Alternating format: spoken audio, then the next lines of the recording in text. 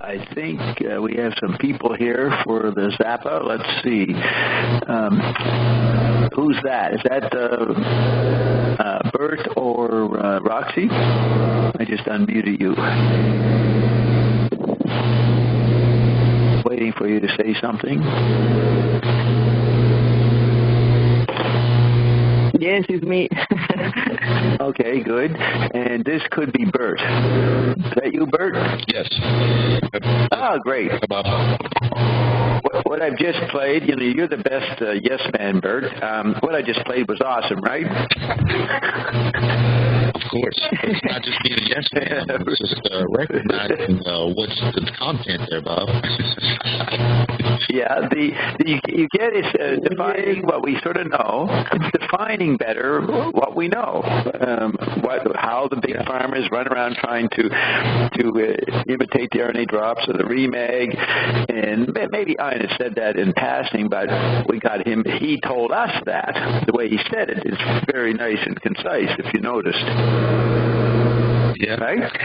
He was grand into it. That's the mystery landscape and the things that, for example, made Charles de Lubitz go to study for 15 years the Temple of Men. After he was a mathematician and a chemist.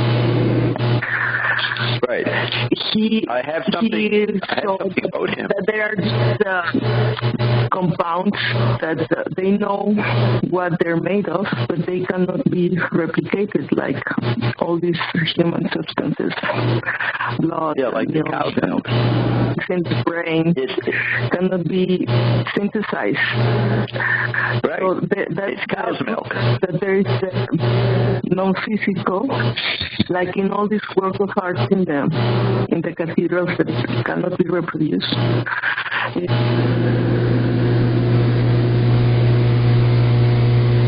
That person, like the glasses in the cathedrals and some sculptures and many works that are anomalies, because that's the mystery landscape working with these persons, with the alchemists repeating the same experiment until they got gold and they didn't know why. Sometimes it worked, sometimes it didn't work. That's the proof of the non-physical. And that's how they cannot reproduce the drops, because they need the non-physical. And this is the thing with this thunder, the last thunder. Yeah.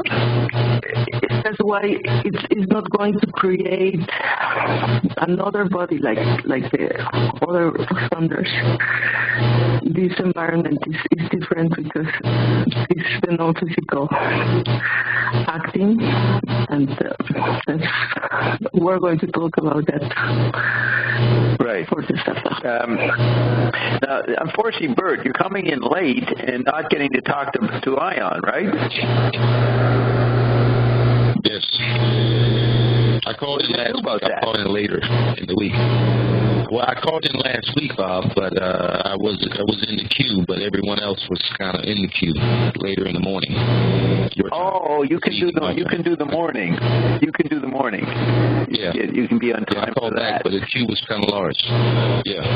Yeah, and also because you come in as anonymous, and there's like four anonymouses there, and I don't know who they are, but I can check, but that's a bit inhibiting. But if I know you're coming as anonymous, I'll look for you. Yeah, because I mean, you're way behind in getting your questions in, right? You should have some questions. I'm just 1 week off now. Actually, I'm just 1 week off. I just missed Ian last week. I had some questions. Oh, did you get in? The week before that yeah. Oh, you got in. Oh, okay. Yeah. You got in. All right. Yes. So, what ideas are you coming up with? We sort of like flow into the Zappa thing here, or just slip in somehow. But do you have something you want to say about what you've experienced, learned, or something? Yeah, last week, Ion said something that sent me into the LaRouche Quadrant. I've been circling the LaRouche Quadrant for like last month, just going on his site and seeing what they're posting. And there's been quite a lot of activity, the normal activity about the British government is the #1 enemy, a lot of those things. But Ion said last week that LaRouche is a double. Yeah, he's dead. Did you hear that? The original LaRouche is not here. Yes, yeah. The original guy is dead. And you missed it. Hey, we got that explained tonight. I got Ian explained. He brought it up or something. He explained what the double, why there's a double, and what it's doing. So basically, it's keeping the LaRouche meme going. Someone wants the LaRouche meme out there that the Queen's going up her butt and causing a problem. Somebody could be someone in the Pentagon, some other empire, and so they keep LaRouche going because he's very articulate on that theme. He's not necessarily correct, but he certainly knows the names. If you want to find out about there's nobody else writing about the Martin family. Saint Martin, he's been doing it for decades. You never heard of the Saint Martin family listening to Alex Jones or whoever else you might have listened to. Black Guru, who was that guy? Steve Coffey or something? That guy, that paranoid guy who into conspiracy stuff. They're not. Steve Coakley. They're not talking about this. So you got to give LaRouche credit about finding the Martin family, Saint Martin oligarchy, and tracking it back. That's what's good about LaRouche. You'll find the names that one can find if you're paranoid. To find out what they're really doing, what's the Saint Martin really about, you got to go through Ion.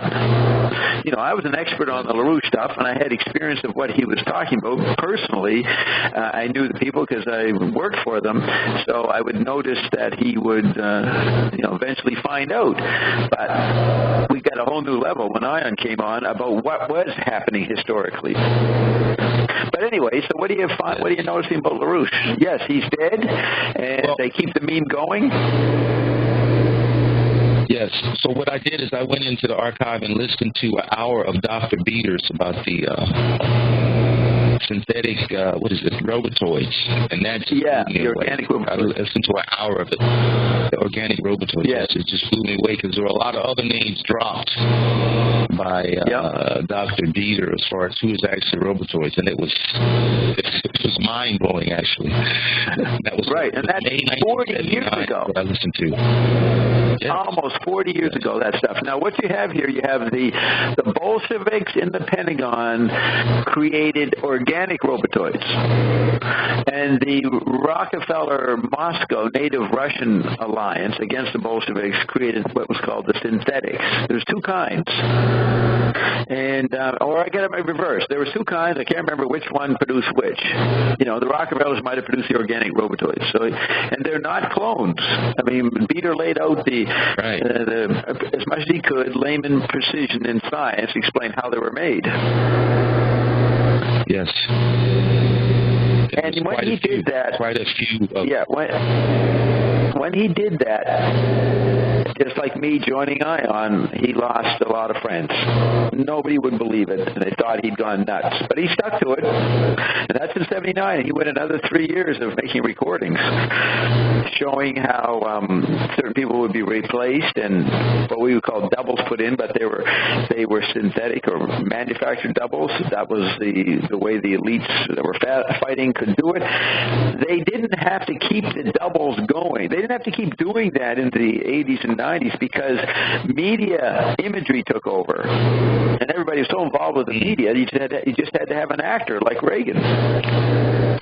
But in that period before the 80s, global theater media extravaganza, the media could still monitor what was going on, and so they had to put in physical synthetics, physical human-made doubles. That kept breaking. Did you hear the part where, the Jimmy Carter guy would kept fucking breaking and stumbling? Yes. Sometimes he would look young, and sometimes he would look really old and haggard, and same thing with his wife. That was amazing to hear. Really mind-boggling, but with Ion here, it's normal. Yes, and people would say, anybody could alter photographs. But here's what's interesting.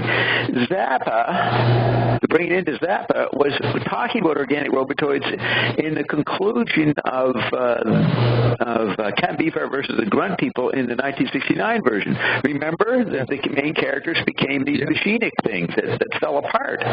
So he actually was doing the robotoid, and if human thought creates things and human words, then he helped create robotoids if you can't find it in science fiction. But the way he presented it was more like the way Peter was talking about it. So that's where Zappa created the idea, and then 10 years later it showed up. Yes. Yeah, this is really beautiful because we are going to talk about the lab and the crazy scientist and how the laboratory, right? Of the environment, conditioning. Yes, I mean, he has an Uncle Meat in 1969. Uncle Meat, the laid-off government scientist, is creating he's taking human beings, Ruben the Jets, this doo-wop group from the 50s in Mexico, and he puts a spray up their nose and it expands their brains, what he called nasal drone mechanism. It sounds like a Beater tape, and then they float over the population. What did you say, Roxy? It sounds like one of their products. Yeah, it sounds like one of our products, Nasal Mist. That's right. Yeah, it's a good point. He's predicting the altering of the cells in Ruben and the Jets. Awesome. Okay, that's neat. Now back to Bert. Okay, you did Beater, and what else? And then that really just had me really like freaking out. So I went and listened to a Frank interview, and it was very interesting. It was back in the 90s when he was very different from his earlier interviews. Yeah. And the person was asking certain questions and got some background. But I also found that Frank dug Albert Einstein. I found that out. Yeah. He liked his hair. Yeah. Also that, and he found out that he heard something that made him like Albert Einstein, which was unique, is that he heard that Albert Einstein got out of an important meeting to go watch his favorite something Time for Beanie television show. Yeah, some TV show. Yeah, some TV show.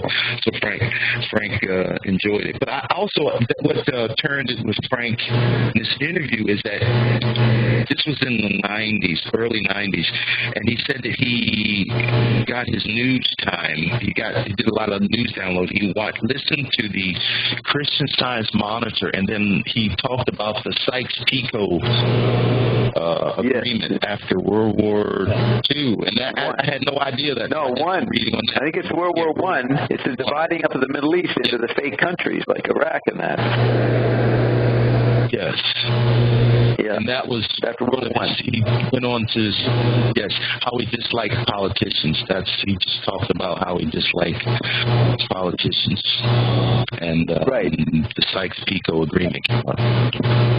It was like he was a politician of sensibility, and he thought politicians were doing a lousy job being politicians.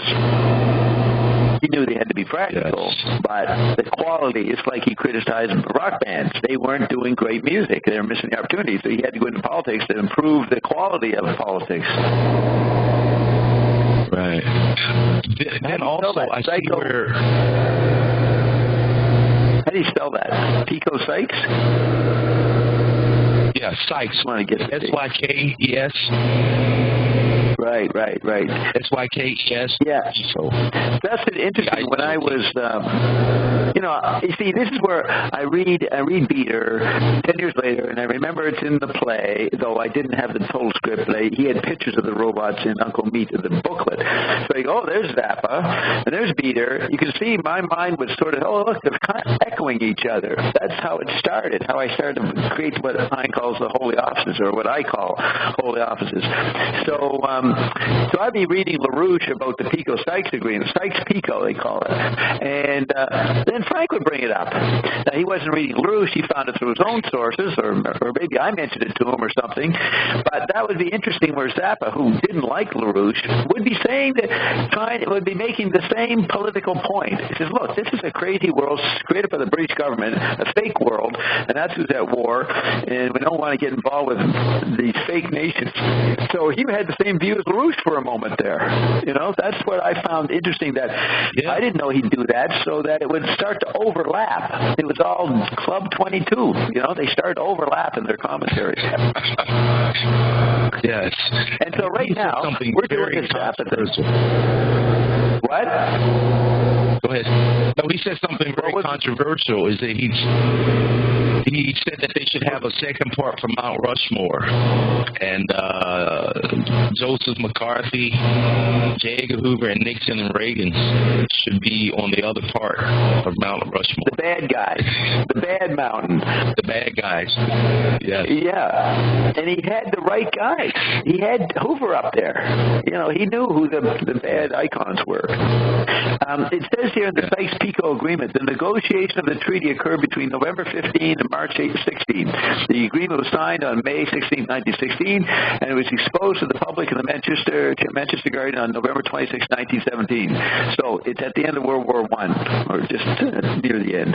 This is not World War II. And then the 30s, if you read Dr. Beater, the 30s was a battle between the Rockefellers and the Rothschilds, or you could say Europe and North America, over controlling these fake divisions.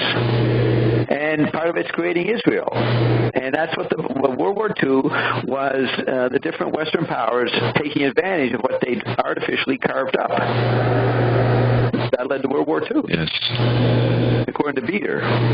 But what Ion tells us is that World War II was instigated by the Nazis because they started making incredible technology and they could take over the world. That was their motive. And they did get ahead of everybody for a while. Okay, so what we did? Okay, so was there something else? We did Sykes-Picot, the overlapping. What was your next? What did Frank say? Very controversial. That they should have a second part of Mount Rushmore. Oh yeah, right. Part J. Hoover, because they had the most impact on what he said. That they had the most impact of what America is today.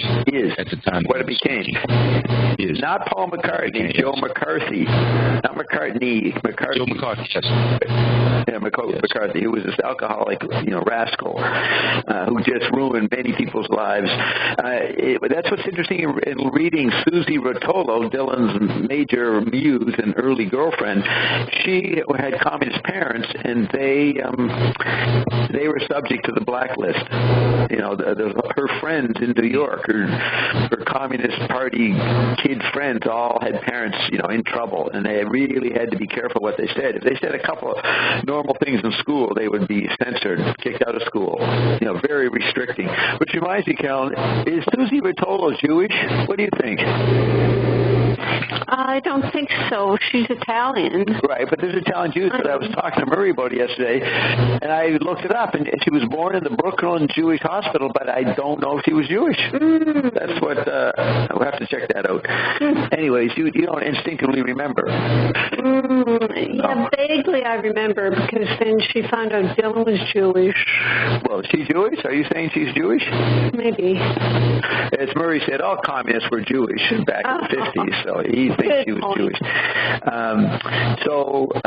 Let's see. So here we are with Zappa, and what's the next thing to say, Bert?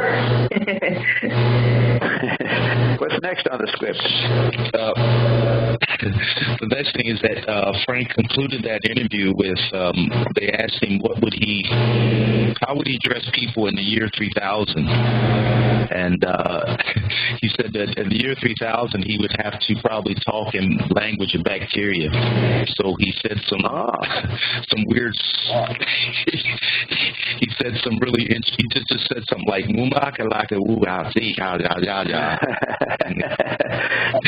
Took a drag of a cigarette. People would be cigarette smoke out. He blew the cigarette smoke out as part of it. Yes, at the end, yes. He blew the cigarette smoke to indicate talking to bacteria. Well, actually, he said something sounded like angel speak. Really? Yeah. He took a drag of the cigarette and blew the smoke out, and that was the end of his message to the people in the year 3000.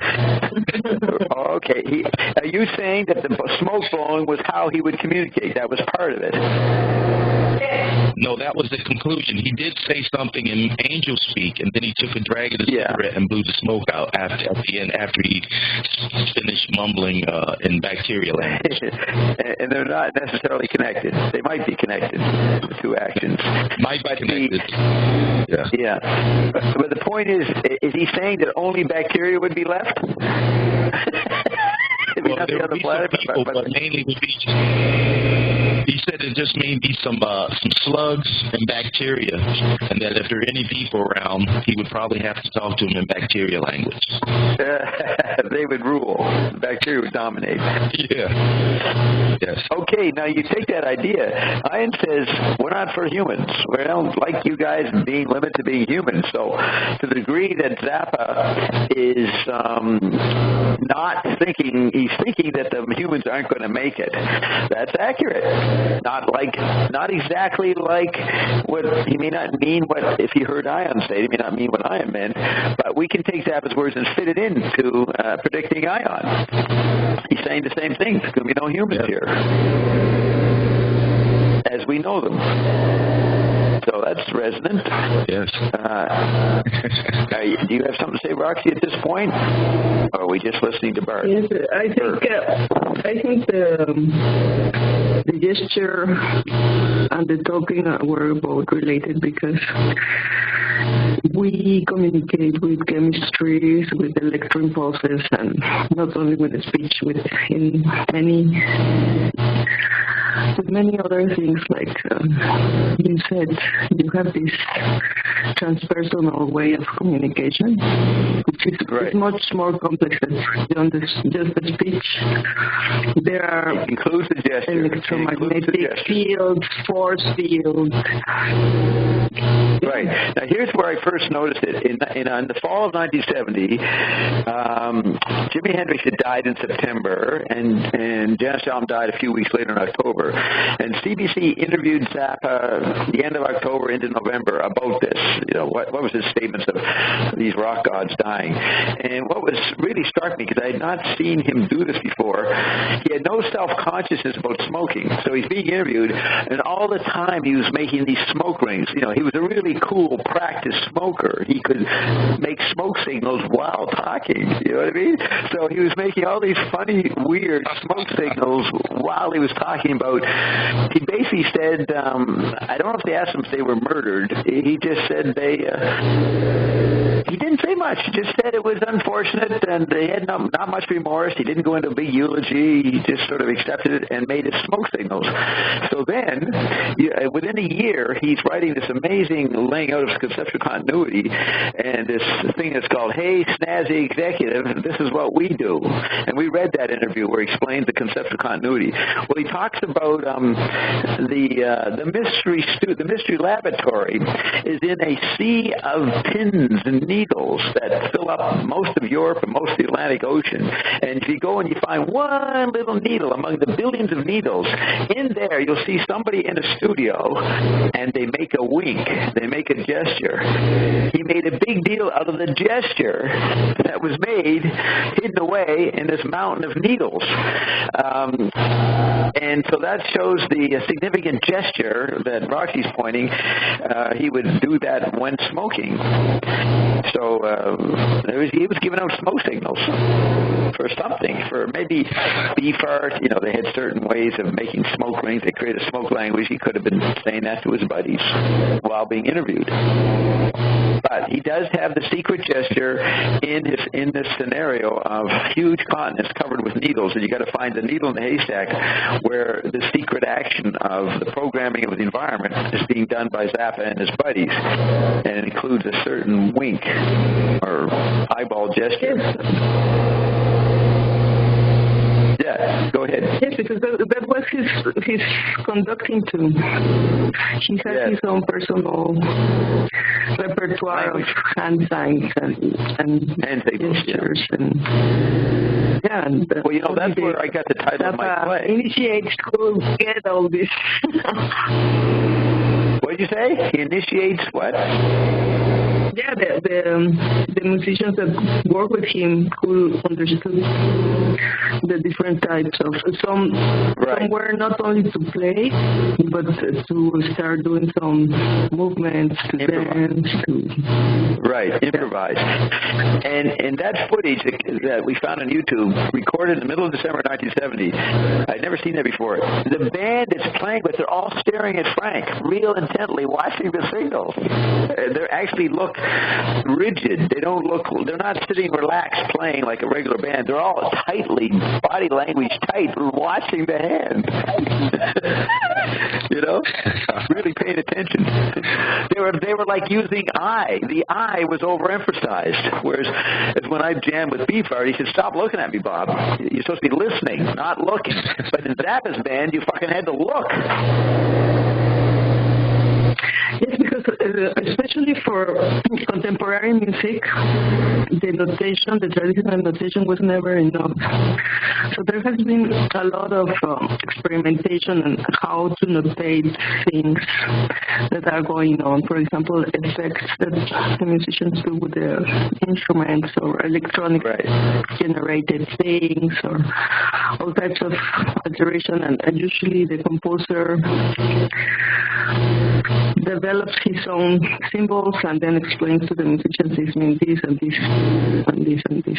But for example, Marshall McLuhan said one of the main innovations of John Cage were his writings, because not his music, but his writings, and he had to do a lot of explaining of his concepts, because some of his pieces, for example, he's playing silence, or he's playing with plants, and it might look silly, but he had to do a lot of conceptual work and explaining, and then the people will get what he was doing.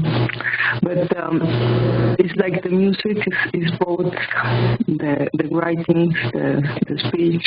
Yes, all the media. The frequency. It's not just limited to the ear. He's including synesthesia, multimedia, which is what Phineas Wake was, and John Cage was a big student of McLuhan and James Joyce. So it's interesting that Zappa, he just says he was influenced by John Cage, but you don't hear what he took from Cage, because if he took a lot, he would know more about McLuhan than he indicated to me. But I don't think he read much of Cage. Yes, I actually think Zappa knew and read much more than he recognized. Read on. Because, for example, he usually says, "Oh, I don't know what's going on. I don't listen to anybody." Right. There are some programs in which he was working as a DJ, and the variety is from pop, rock, world music, classic, experimental. Yeah. So he knows what's really going on. He's really listening to many environments, and also when he's talking, he's very informed about everything. So he will say, "I don't read, I don't listen to anything," but he really did. There was one interview. Listen to this, Roxy. So on April 25th, 1975, I'm going to go to Nassau Coliseum, which is the home of the New York Rangers on Long Island, and I'm going to see Zappa and Beefheart playing together. They basically never had played together, but Beefheart was lost. His band wasn't doing anything, so he asked Frank if he could play with him, and Frank took him on. Apparently, Beefheart auditioned in 74, 75, and he failed. Then he came back. Frank gave him a second chance, and then he made the band. So it's going to be a great concert with Beefheart and Zappa, the guys that I originally met in 58. So they're back together. So on the way out in the Grand Central Station, I see this obscure music magazine. Zappa's on the cover and has an interview or an article on. So I'm reading it on the subway, and it's the first time anybody got this information out. The guy, whoever he was like maybe a writer. He revealed all the books that Frank was reading. Thomas Mann, I think it was, which is about Germany. Zappa was always reading about Germany. Thomas Pynchon, all these books that Zappa denied he knew anything about. This guy got him to admit it somehow, which, in Zappa's plan, he says, I'm going to put it out in one interview. This obscure guy in an obscure newspaper, I'll let it be said there, but I'm not going to say it in the more well-known media. So I get out there, and I meet his manager, and his manager saw that and said, that looks pretty good. Can I borrow that? I said, sure. So I lent him the magazine before the concert. And then I end up backstage with Frank and Beefheart and all this. And then after the concert, I go to the hotel where they're going to hang out, and I meet the manager, and I ask him for the magazine back. He looks at me and he says, you're a fucking asshole. You never gave me a magazine. I said, yes, I did. Just like 3 hours ago, 4 hours ago. He said, no, you didn't. And if you keep, get the fuck out of here. He tried to kick me out of the hotel because I wanted the magazine back. So this guy was a real creep, and he didn't last long in the Zappa organization. He was fired or quit shortly after that, but he was such a liar. So I didn't have it. So I had to buy it when I was up all night, and I'm going back to Grand Central Station about 8 o'clock in the morning, the next morning, and I went into the same store and bought my second copy because he had sold it. So that happened with that article, but it was an important article. I had to buy it twice, and then that guy is not talked about. He's considered, I think his name was Marty something. He's considered a jerk. So that's who had Frank, was managing Frank at that point, and he didn't he just wanted to lie. He probably realized it was a good interview and just couldn't be bothered to give it back to me. Okay, so that's a side thing, and you're right, Roxy. He did read, and we hear the Ike Willis thing. He, hanging out in Frank's lab in the 80s, Frank had all kinds of books there, scientific manuals. He was keeping up on all kinds of things, like Leonardo da Vinci. But he used to say, any private information about me is not relevant to the public. He knew he had a certain image, a certain role to play. He basically was being an ear guy against the pink ear, or he was being a tactile, visual, kinetic guy versus the ear. You could fit into the conflicts and competitions in Finney's Wake and in McLuhan's eye versus ear. He was somewhere in that battle publicly. He was taking a sensory position. This movie for your ears.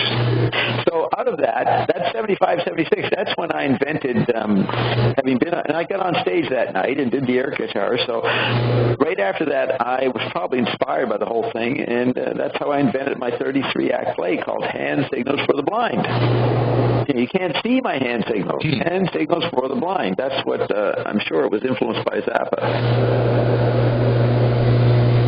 So, carry on. Next idea, Bert. What's the next thing you were inspired by?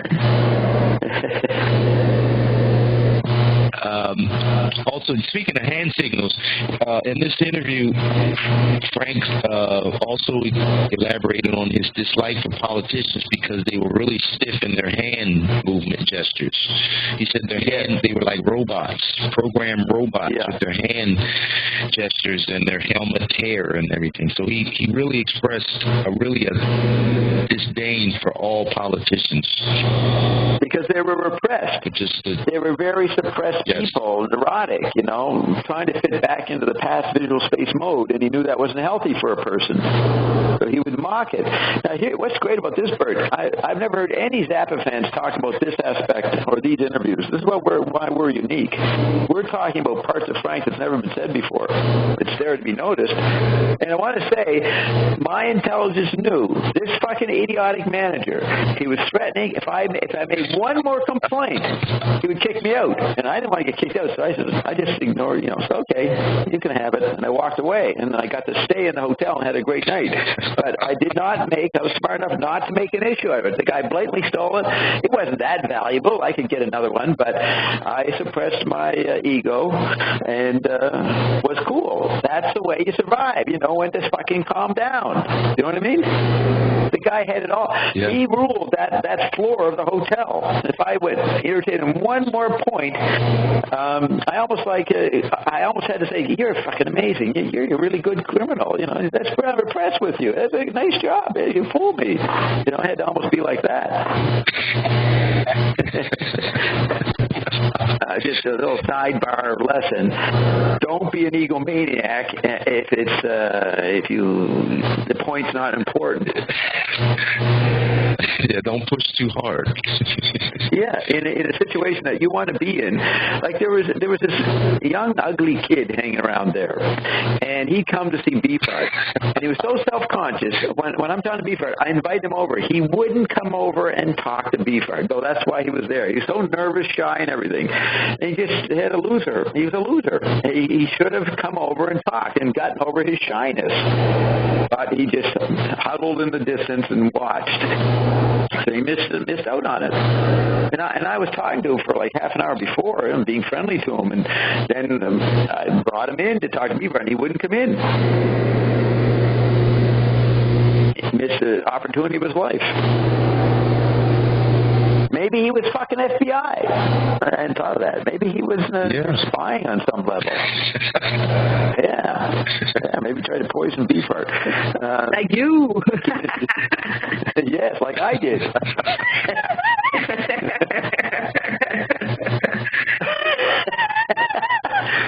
So, okay, next point.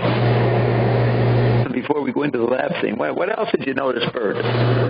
One more item, which I found very interesting. This is with the beginning of his life for politician. He was talking about when he was young in the 50s, because the person asked him about what was happening in the 50s, and Frank was amazed at how the Dwight Eisenhower's golf game was covered in the newspapers. He said it was really ridiculous. He found it ridiculous that the only thing that the newspapers had on the headline was Dwight Eisenhower. And he said he remembered one day where it was the last straw for him, is that he was reading through the newspaper. On the front page, they had how great Eisenhower's golf game was. And he said on the back page, in a real small section, they had a scientist in Florida discovers life. And Frank said it was about, they discovered amino acids, and they applied a small electric charge to the amino acids and created a living cell. And Frank said it was so amazing, something so important that he thought was on the back page was something so irrelevant as the president's golf game is on the page. It really just made him really just not like politics. Right, so here's what you do. Zappa's a kid. He's taught to read. So as a kid growing up, he thinks reading is important. It's his novelty, his talent. He can read, and he's learning and studying, and he assumes that the guys making the newspapers are responsible and interested in the truth or in knowledge and presenting the news to him properly. And when he finds out that the guys editing are fucking being stupid or liars or hiding up things, he's going to say, what the fuck's the point of reading? Why should I read? You know what I mean? When they're not serious about what they're presenting to me. That would be his first awakening to the visual bias, or to his own visual bias. That is not necessarily why read if a public medium like that. That's a median awakening. Just like Frank used to talk about, certain kids are religious or mystical. They have a certain bent for the non-physical or spiritual. And if the Pope or somebody or priest start acting corrupt in front of a kid like that, the kid feels really violated. That happened to Roxy when she went to the convent, and the nuns were creeps. Here she was, dedicating her life to being a nun, and found out that they were fucking assholes. That'll fuck you up. And that's what Frank was saying. This will fuck up a kid. It'll make them mean or rebellious. And you end up in this crazy cult. Where? In the crazy cult of Ion. That's right. Good point there, yes. You ended up listening to the blasphemous Bob and Ion. That's right. But we are correcting. It's always been that way. You end up in a cult. Thousands of years, the cult was a ripoff, from Rasputin to the Rosicrucians, all the cults. We're the first cult that lives up to the standards of grace. And you are going to pay. It's going to pay off. So we're not like the other cults. one other note. Yeah, I just want to say Frank understood his own. He was a kid like that. He believed in whatever mysticism or church or something was. It's like believing in being a decent person. And then you find out that nobody is being good seriously. You know what I mean? It's all fake. That interrupts someone who wants to be good or to feel that way or to have a state of grace. And he knew that about himself, and he knew about certain kids. So he had a good bit of wisdom there when he said that. So what were you going to say, Bert? So another point that I found really interesting, because I remember hearing and reading that Frank was interested in explosives, but in this interview, he said that they asked him about the atomic bomb, and he said the atomic bomb really impressed him, but when he was 5 or 6 years old, he got the thought, he said, well, if you have a bomb and you have the head, why not have more than one bomb? So then he thought about it, wrote up the plans when he was 5 or 6 years old, and gave it to his father. Right, that's right. Bomb, a better bomb. Yeah. That is his. Now, Ion says to Ben Watson on September 2nd, 2009, that Frank was always trying with his art to destroy people's perceptions and to blow people up. Yeah. And he says in Life magazine that the mothers mentioned are like a useful household cleaner, like ammonia, whatever ammonia household cleaners were called. He names himself as a little bomb to clean up the house. But that was his first composition, was his bomb idea. And what did you say? What did he a bomb with a head? What was it you were saying? Yeah, well, he just thought, because in the missile, they said in the missile you have one bomb, but he thought when he was 5 or 6, he said, why not put more than one bomb in the missile head, so that you have in the missile, so that you have a larger reaction. And he said so he created the plans for MX missile when he was 5 or 6 years old and gave it to his father, but he said his father didn't have the right connections to get the bomb built. But that is so symbolic. You've hit on an important part of the conceptual continuity. He knew he started being a composer when he was 6 years old. He composed his first thing to blow up the public mind. Physical blowing up. And then he did a lot with the chemical laboratory, kid laboratory thing in those years. Yeah. So the lab was an important point. He was a little scientist. Yes. Yeah, it's like this natural genius, this little junior Leonardo da Vinci is very involved as soon as he can be. He's like the millennial kids. He's ready to participate in society and contribute because he's got some basic ability, He's called a genius. He's a little genius wishing to contribute. And then he finds out they're all corrupt. And he gets pissed off. Yes. And his brother goes into that a lot in his book, the new book about Frank reacting to corrupt teachers and principals. They really rubbed it in his face, And it's almost like reality said, we got to have a really mad guy who will really try to blow up the music world. We got to have an anti-environment to the music world. And so they created Frank, non-physical created Frank, which was probably me, the Ophanel Project. You got to get somebody to blow up the teen music world, kill ugly radio. More stuff never said. You have to realize no one has ever said this about Frank, what we're saying. Granted, it would sound pretty crazy, but we're able to quote it.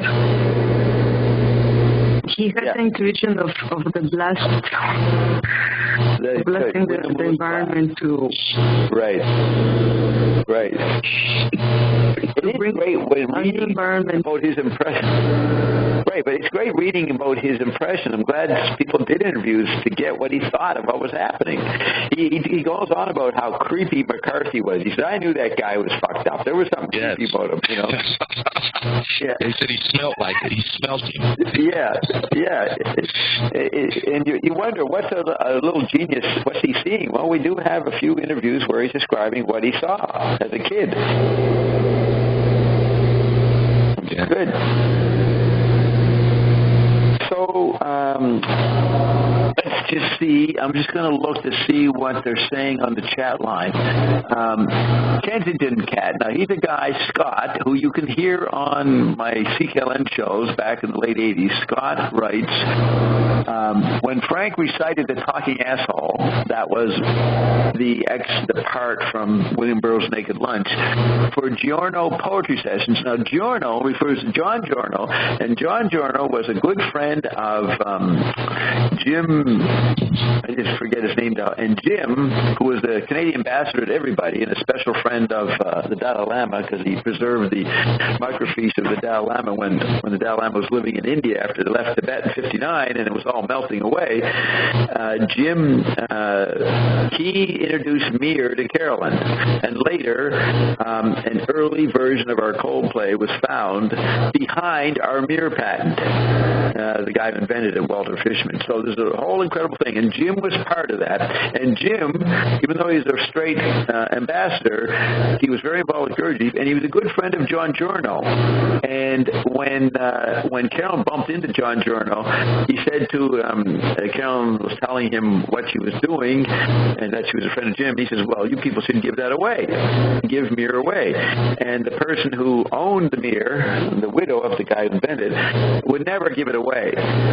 But in retrospect, if they had not schemed so much to figure out how to get Steve, the guy who owns Forbes magazine, Steve Forbes, he was interested in this technology because he had to help Elizabeth Taylor, and Elizabeth Taylor came involved in, and one of the Forbes people had a gay lover, had this thing, and the mirror was being used on him, so it's all intertwined there. And Jim knew these people, so in retrospect, if they were trying to get, Walter Fishman was trying to get a celebrity to support Mir and get publicity that way.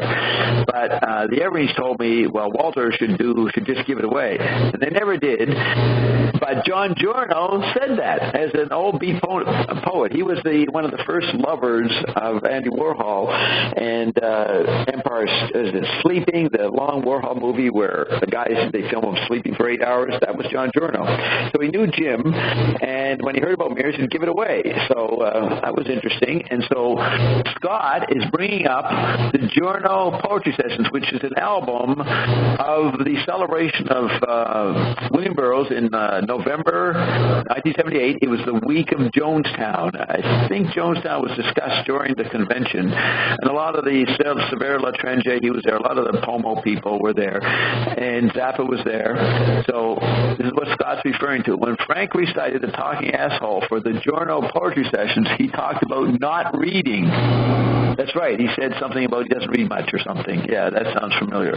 He did play that up, but you have to understand Frank was an actor. He was taking an iconic position as an anti-environment to other environmental assumptions and memes. But it wasn't Frank's personal life. It wasn't his personal opinion. And that's the impersonal method of poetry that T.S. Eliot championed. Just like there's no Marshall McLuhan in Marshall McLuhan's writings. It is speech itself talking. So Frank was allowing music to speak. You get that? He was allowing the instrument to talk. Interesting idea. Yeah. Speech itself talking. That's very interesting. Right. The talking asshole. I say Ion's a talking hologram. When we're irritated with Ion, we can say the talking asshole hologram. When you get pissed off at Ion, you can quote Burroughs. Yeah. But Ion's so on top of it, we could start bringing up Burroughs, and he'll start quoting the talking asshole section. That's the kind of joke he would do. So Scott just gave me a flower. He's happy to hear us talking about and responding to his post. But that's how intertwined it is. Years later, we got the talking asshole and the famous records that John Giorno put out, and Giorno was intimately involved with Dobbstown through Jim, whatever Jim's last name was. Right? There it is. And it was interesting that Jonestown happened.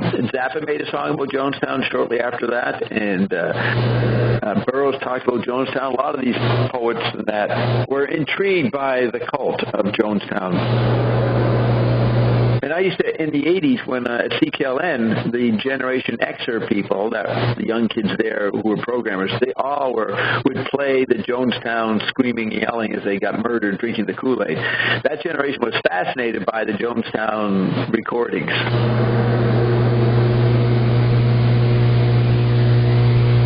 All right, next issue. Is there anything else on there?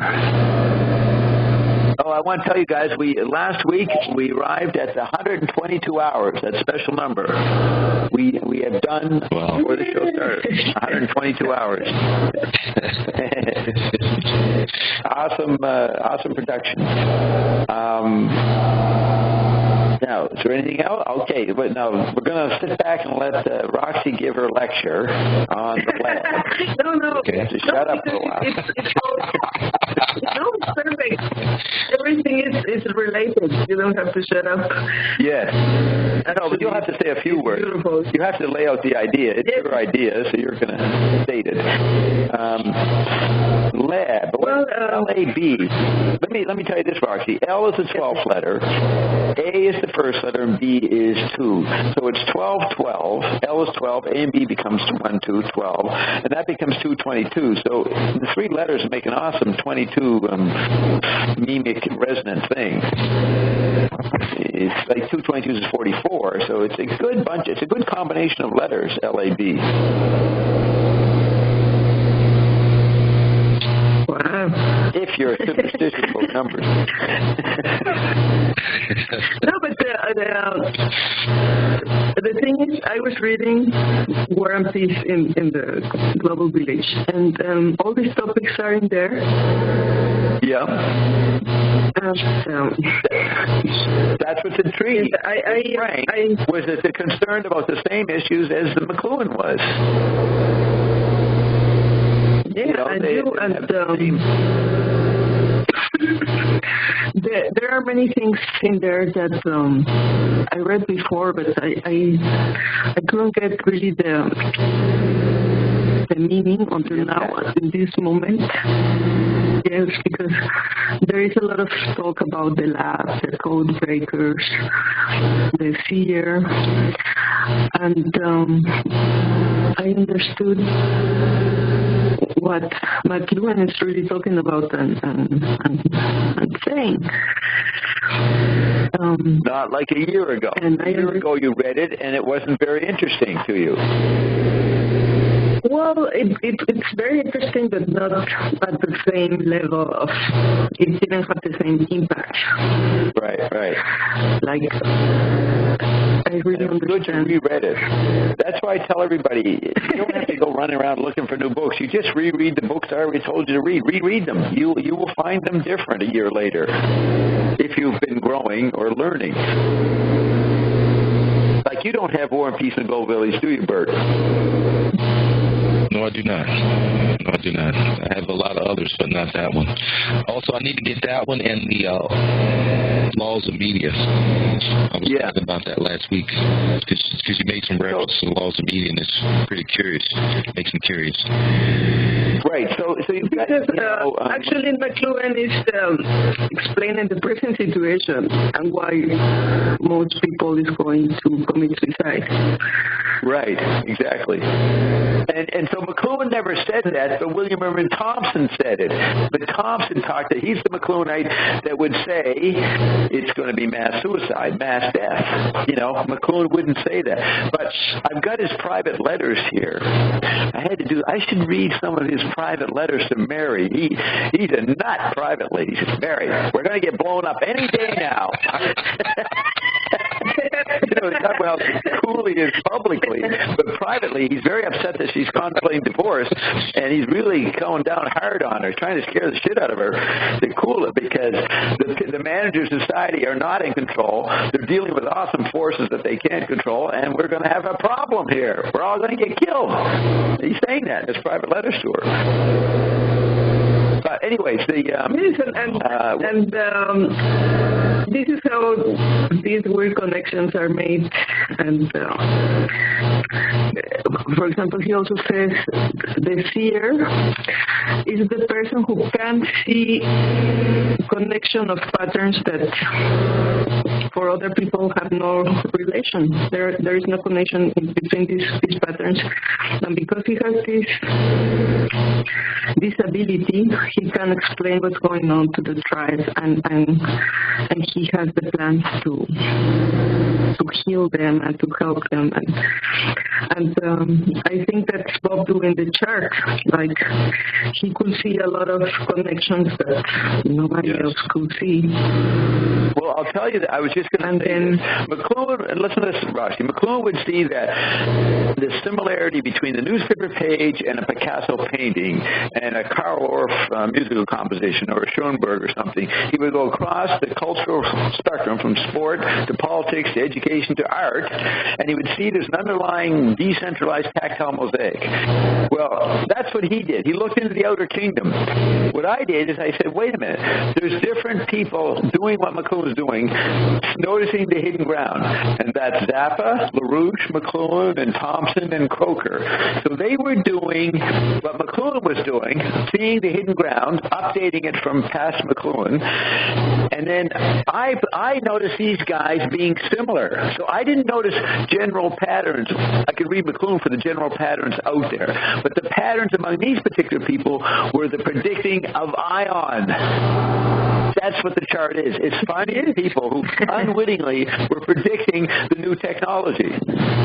That's a bit different from McLuhan. Yeah, predicting, and also the whole work, as you have been explaining, it's also the way we could understand how this is possible, because all these ideas, for example, Caroline was reading to us the review of War and Peace, and the reviews were like, he must have been an athlete. When did Carol do that? Which Carol? Yes, when you call very early in the morning. Right, and she read the review of something, yes, and saw the pattern. Of the War and Peace in the Global Village, and the review was, right. The critics were saying he must have been taking LSD. It's very interesting, but nobody can understand that. or they thought it was just crazy and funny, but at the time, because of some of the ideas, made seem really, really absurd and crazy. Like, the thing that for me linked it to Zappa is because he said, when there is satellites and we go to the moon, there is no more separation between first nature and the second nature. Right. And the Earth becomes the art form, and everything can be programmed. For people who are like, what? He's crazy. How can nature, the planet, be programmed? He's like a crazy scientist.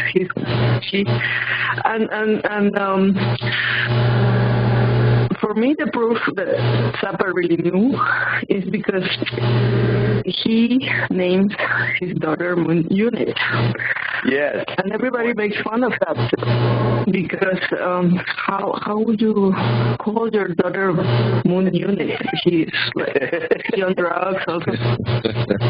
Because he saw the importance of that event and the big change in our conception of the Earth becoming the art form. The art form. And the Earth. Now look at this.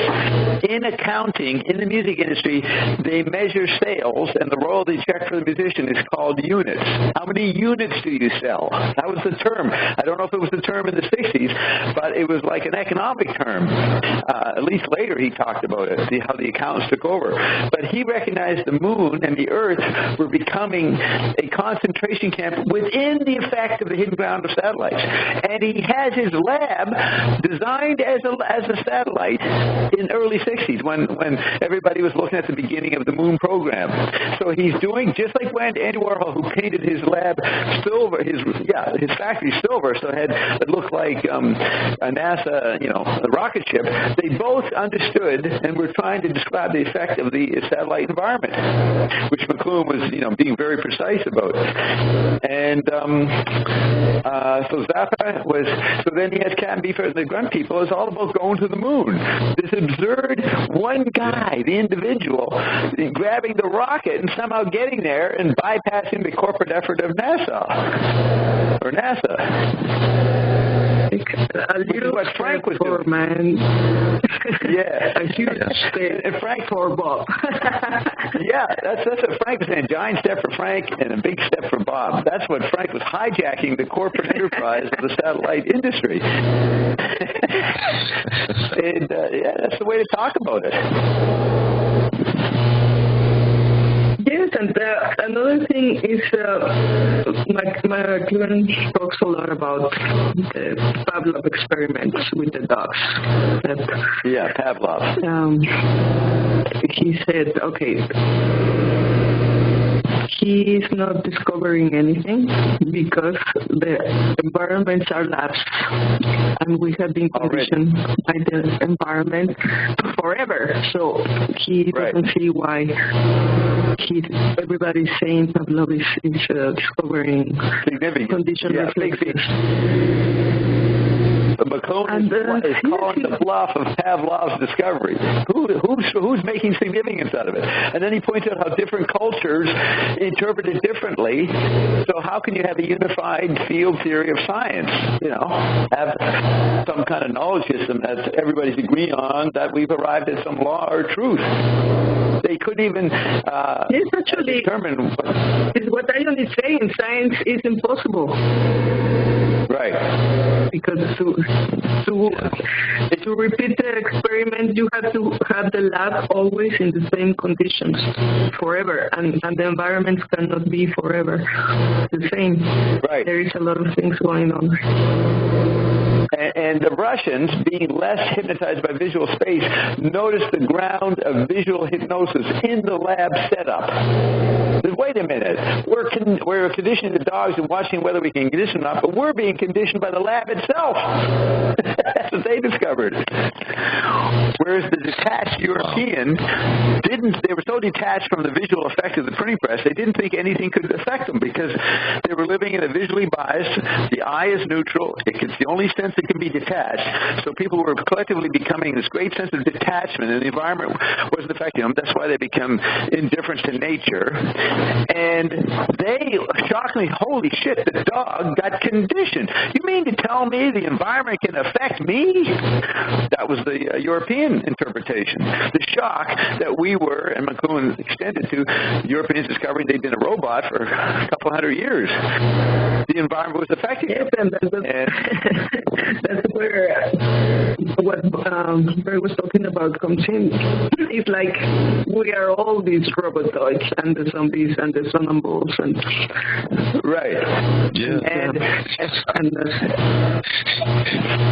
and then McLuhan was saying the literate man who discovers he's a robot in the electric age, because the electric age helps him see the previous environment. So Pavlov showed them visual space as it was disappearing under electric decentralized conditions. So we actually were in the present not becoming a robot anymore. The electric environment was decentralizing mortar, so people weren't in a hierarchy bureaucracy that led to 200-300 years of conditioned robotic behavior. So Pavlov points out there's conditioning, but it's an obsolete insight. It's about the past. You have to realize that we're not being conditioned by the new environment in the robot way. We're becoming discarnate super angels. And Dave Mercer used to say that, I don't know if Awareness said it, but he'd say that the Russians, they discovered, or he discovered the principle that when a people wakes up and they've been brainwashed, they cannot be brainwashed again. So, if you were brainwashed by visual space for 200 or 300 years under print and early industrial conditions, mechanical hardware, when the electric age freed you from, subliminally, the conditioning of visual space, you can never be conditioned by visual space again. And it was no longer there. That's part of the message of Finnegan's Awake. It's a technical statement. It's like Joyce is describing the real meaning of the Pavlov experiment beyond Pavlov's two versions. And that's what McLuhan's writing about. Yes, he says that's knew that. Mirror because this is the first time, Bert, that anybody reading listen, Roxy, just a minute, I'm going to compliment you. This is the first time I've ever heard anybody in the McLuhan world point out the significance of those pages in War and Peace and Global Village. No one's ever noticed that. I've mentioned it to people, but they never. Kirchhoff never brings it up. It's an incredible part of that book. So, what were you saying, Roxy? Yes, like you said, everybody was then doing theories about modern men being a robot, and like Frank was noticing this politician acting as a politician, dressing himself as a politician, and doing what politicians are supposed to do. And that bothers Zappa because he saw people were just following rules of behavior, of codes, and he always tried in his personal life to explore alternatives, and maybe his children didn't like that because he was too unorthodox, and he was open about his polygamy and all these things, but he saw his life as a lab in which he was experimenting in the environment, trying to create an environment to what he saw was an aggression of people, the ads and the mainstream condition, your taste, the way you behave. And that's why he hated romantic songs, because he saw that was a big conditioner of how you're supposed to feel and behave, and what you're supposed to think love is, that doesn't have anything to do with force field. And what is his main confuses his people. Main question? It what? Confuses? Yeah. What'd you say? People think those are like recipes, and they're all false premise. And what is the major song, the major philosophical probe on Freak Out, the first album? It's a song called Who Are the Brain Police? Who is conditioning who? That was his question. And then Bob Marshall asked him 22 years later, the album was in 66, 22 years later, October 88, Bob Marshall says, have you figured out who the brain police are? He says, no, I'm not ready to pronounce who the brain police are. He was still working on it 22 years later. And that's important because he, as a literate Westerner, in some ways was old-fashioned and didn't believe he could be conditioned. That's a literate person won't be. Especially a naive, semi-literate person who doesn't know the full effects of literacy. You have to be a sophisticated writer almost. You have to be detached from the writing phenomenon. But if you still admire writers, you're going to be impressed and you're not going to look at the full effects of it. So Zappa was, sometimes I look at him as he was an guy who hoiked up visual values, but he knew they were limited somehow. So then he wondered, well, how much are we a robot? And you go back and forth about, well, if you're aware, you can't be conditioned, but many people are being conditioned, so I will tell them what they're being conditioned by. He didn't understand how the conditioning was on such a big scale, that's McLuhan's knowledge, that his issue was a Don Quixote going after windmills, as one of the biographies of Zappa calls them, the electronic Don Quixote. He at least he was honest about the fact he hadn't figured it out yet.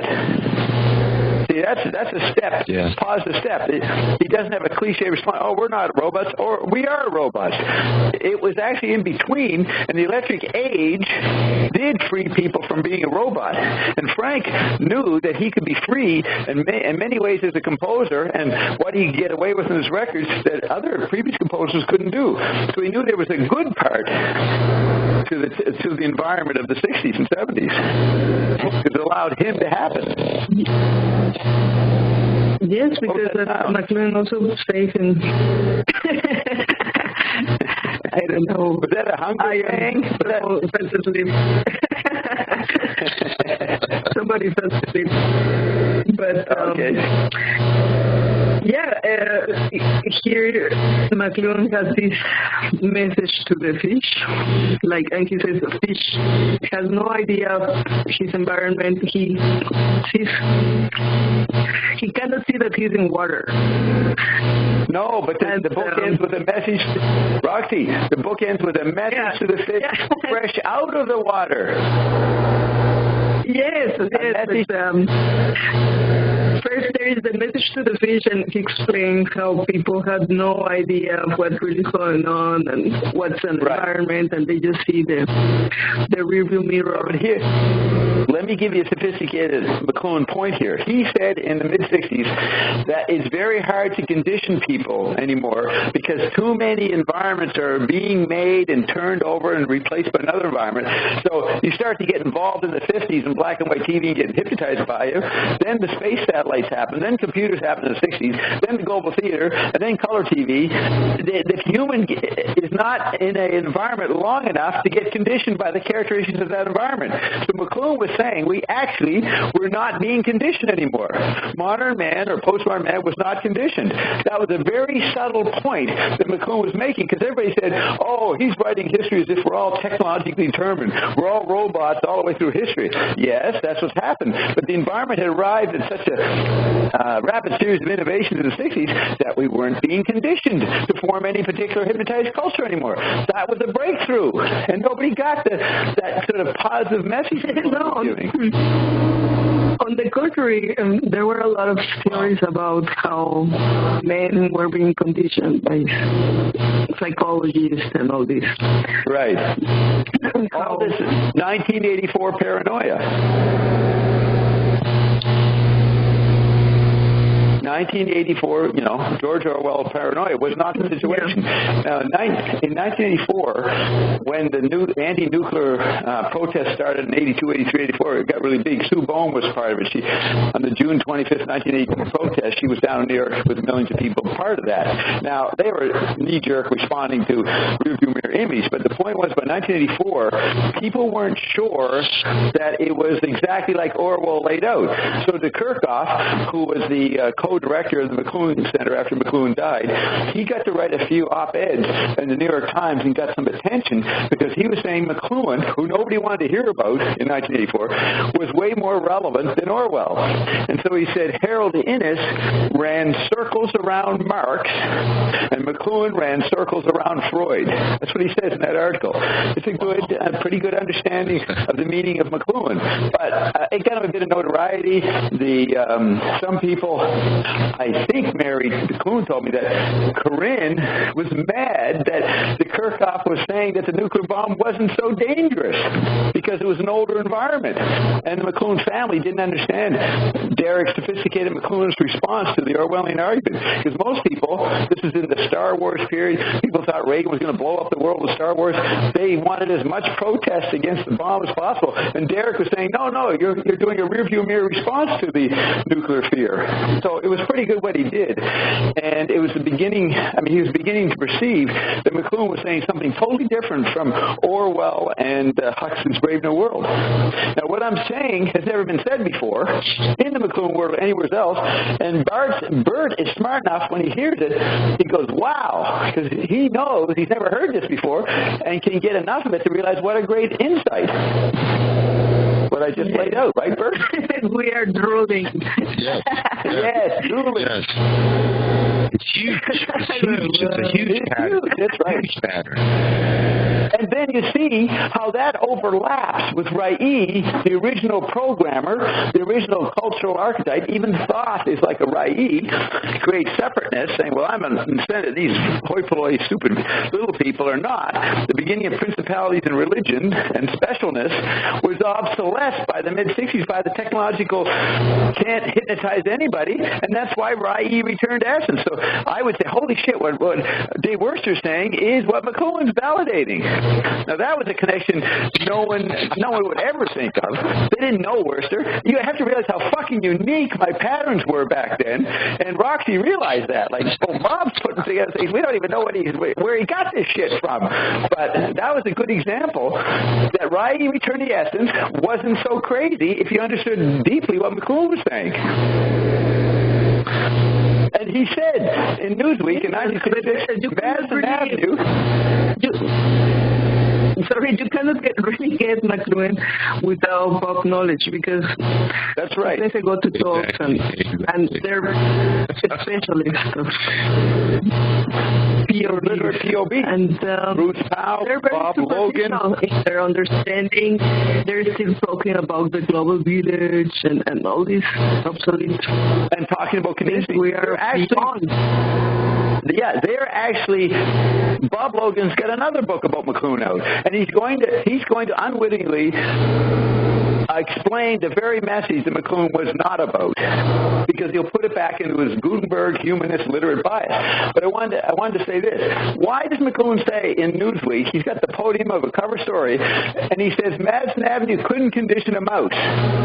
Okay, he's talking about some kind of conditioning going on by the environments. Why would he say Madison Avenue doesn't condition a mouse? You have to figure that out. Wait a minute. You're telling us everybody's conditioned by Madison Avenue, and you're saying they don't know what they're doing. That's an important point. And, of course, no McLuhanite, Eric McLuhan, nobody I ever met ever brought that point up. I was the only one saying this music. I was Ornette Coleman at the 5 spot by the CKLN in 1987-88, laying out this new free jazz of the mind. It had to be, there's no point going to school. I couldn't teach it to school, but they didn't allow professors to talk this way. No, that's connection to the non-physical. There is no way to learn that. That's right. There is no way to be a seer. And Ian is coming forth. And Ian is saying, without Bob knowledge, you don't understand why Ion is so flippant about, you don't need to do yoga, you don't need to do acupuncture, you don't need to do homeopathy, you don't have to do anything. Yeah. You are free. He's actually agreeing with McLuhan's point. That you can't condition humans anymore. That was the part where I really got these epiphanies where he's talking about the code breakers. Yes. And how everything has been put in the environment, but this message was for this special person, and it was encrypted so that only the ones that are to get it can break the code. Yes. And the test. Among all these things is like you selected the vortices, the wisdom, right, choice, and doing. I found the right class to get tested in. I found the right which department should I go to get the most valuable, hardest test? I found the hardest department, the vortices, the ones everybody avoided. They said they had evil brains. I went in that department, took the course, and passed it.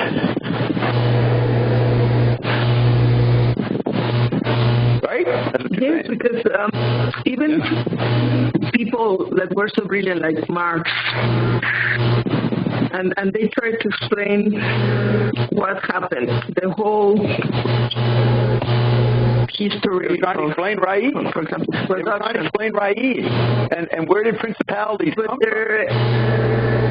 Their explanation is like trying to make milk, because there is something missing, and it's partial. It's not complete. Not complete. And it's almost like they were still victims. Roxy, they were still victims of the Dark Age, which was the effect of the printing press. You had to get 100 years past the death of Gutenberg Galaxy, which happened in the 19th century. You had to have 100 years later before Bob and I could show up, not making the literate mistake, which every thinker up to us made, because they still were book people in the end. They still unwittingly were fragmented. They hadn't seen through deeply the effect of the very thing they were proud of doing, which was being a writer. They're very proud that they could write books and think it out, And that was the final subterfuge. They didn't notice that. Joyce did. Joyce, the Morton, started to notice it. And many went into occult societies and to try to complete what they know. They knew the oral seer. They knew the oral seer. The traditional seer was on to it. They knew there was something important about the action of being a seer. And McLuhan is explaining the seer process as a new kind of seer, revealing the new seership of the new symbolism, and he could analyze and know the creative process of the old-fashioned seers.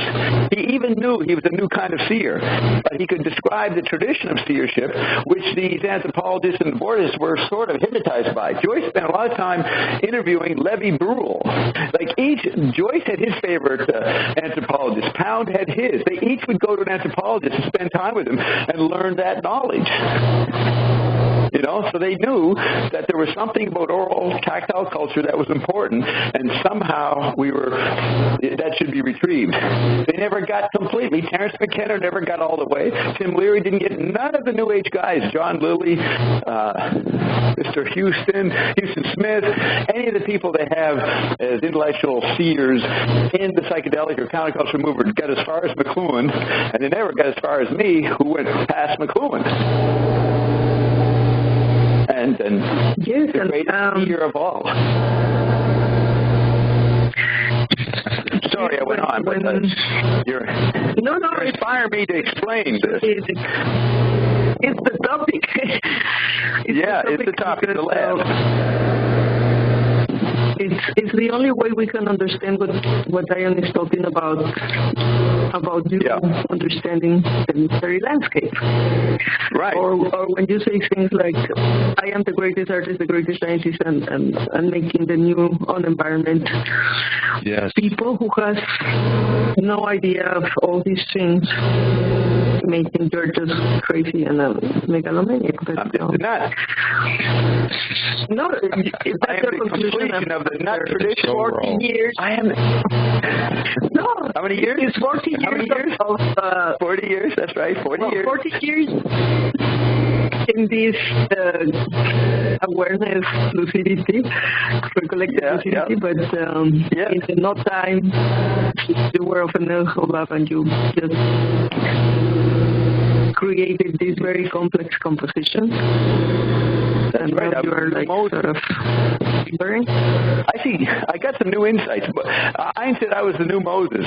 This is back in 2009. And I was going to lead the people to the roof of the Grand Relais and would jump off the roof and go into another dimension like the Mayans did, but the Mayans failed to come back. We're going to come back. Bob has mastered this, and Bob will come back. Well, I'm realizing that was a metaphor then of leaping into this new dimension of communication, disappearing, coming back. That's what we're doing on Payday. And whatever else that we know we're doing, like the drops. It's actually, I'm being the Moses that he predicted already. Metaphorically, I'm asking people to leap into the void and bring them back by, 1 o'clock in the afternoon, Sunday. Yes, and this archetype of the lab that is important for Frank Zappa and the crazy scientist. The crazy scientist. Yes.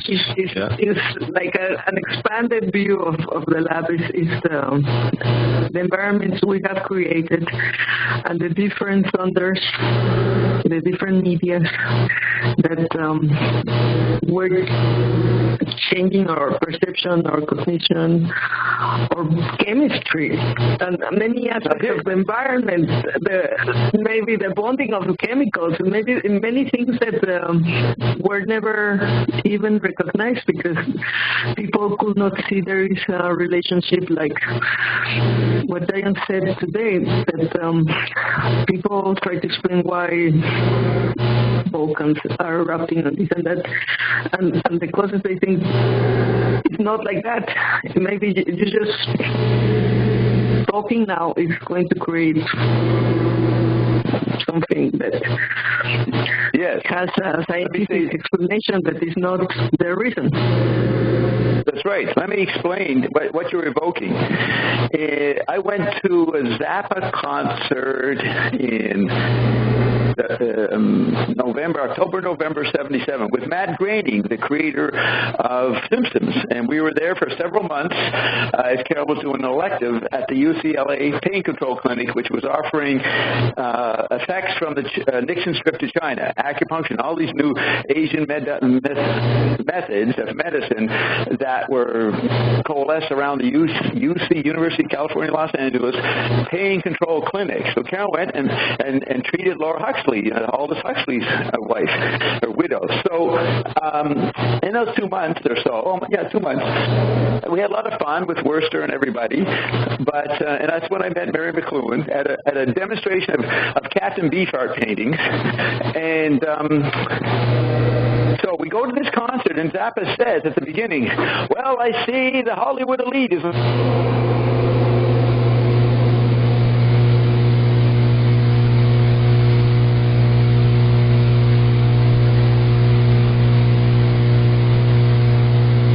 all these people in the 60s. It was all part of the scene. I mean, he was the scene. He was the leader of the scene that Jack Nicholson and them, as crummy movie stars, B-level movie stars, they hadn't made it yet, would be hanging out around the charisma of Frank. So they'd be impressed with Frank. And then they become figures in the 70s when movies as a medium becomes the dominant rearview mirror period, the rearview mirror analog media retrieval, which is in the Croker quadrant, and you'll see that in my chart, 72 to 77. And movies become the main anti-environment for art and all the great movies made in the 70s. All those guys were watching Frank in 77. So he mockingly looks out and he said, I see all the Hollywood elites here. So several times I had conversation with Frank through the years where he would talk about the Hollywood elite and how he knew them all because they were all his puppies in 66, 67 when he was leading the entertainment stuff on Sunset Strip. And he was not impressed with any of them. They were crummy. No big deal. So he was in Hollywood, not hypnotized by Hollywood, and he was an anti-environment to the whole Hollywood scene, or the mixed corporate media, the entertainment military complex. So that was his audience. He was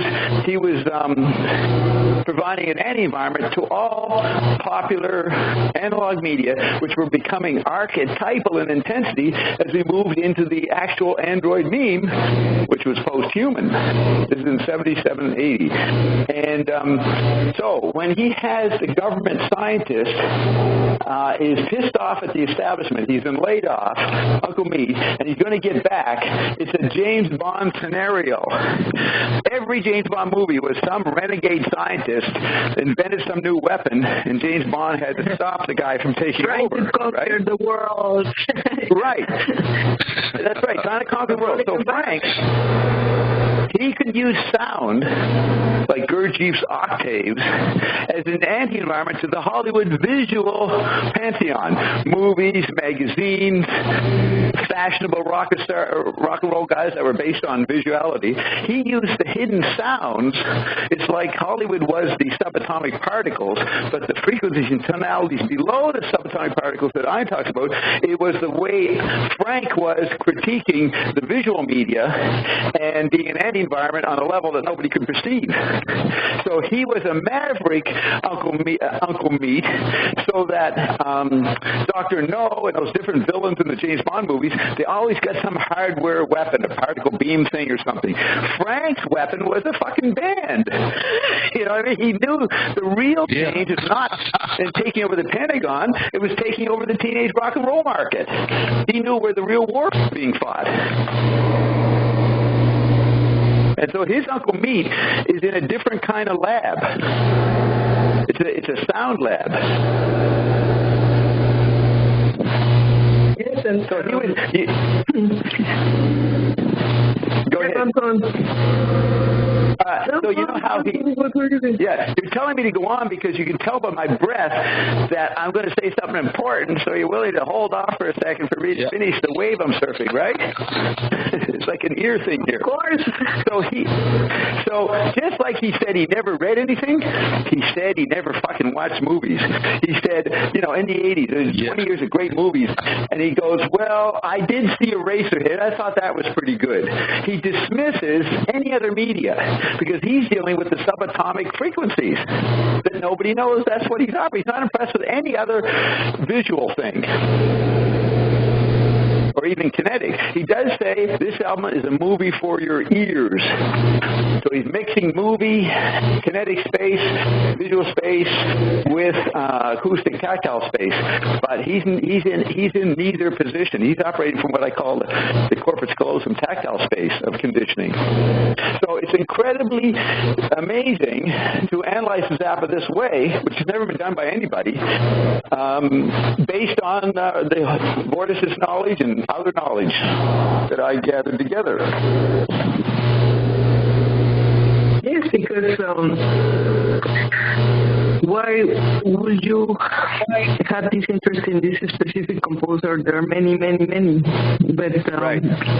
we are seeing that there are many aspects of what I would read Downbeat. I would read all the different magazines and the reviews of Zappa's albums to see if anybody was seeing in these university-level worlds of art sophistication, if they were seeing Frank, if they were noticing, and nobody did. Only Dave Wally. That's why I bonded with the first author of the first Zappa book was Dave Wally. He, a graduate of Yale, cultural critic, smart guy, he knew that Frank was on to something, wasn't sure what it is, and I knew it, and we were the only people in the world noticing it. They would just, you see these old articles, well, Frank's some weirdo that he doesn't seem to be just a jazz guy. He's actually out there doing doo-wop. They couldn't figure him out. I don't think we ever saw anybody figure it out until the Bob Marshall interview came out. And everybody was amazed and called it the greatest interview when the internet started. We, in that interview, started to point out stuff of Frank that nobody realized. And then the biographers would use that. That's what give them... the biographies got a little better from the mid-'90s and that on. But no one's got to this point. The same thing happened to McLuhan. Many people say, oh, that's the guy that said the medium is the message. Oh, yes. And they think they talk about ads on TV, and that's it. You have to see, from the late 60s to I'm talking about Zappa, LaRouche, and McLuhan. Thompson hadn't shown up. Croker was not. Peter not yet. But just take Zappa, McLuhan, LaRouche. I enter into a conversation in a bar or anywhere. I was considered a fucking idiot. I brought up the wrong people. I didn't look very smart. Like, they'd be talking about the Beatles or Jim Morrison and his Lizard Poetry, and I'd say some amazing stuff. They didn't know what it was.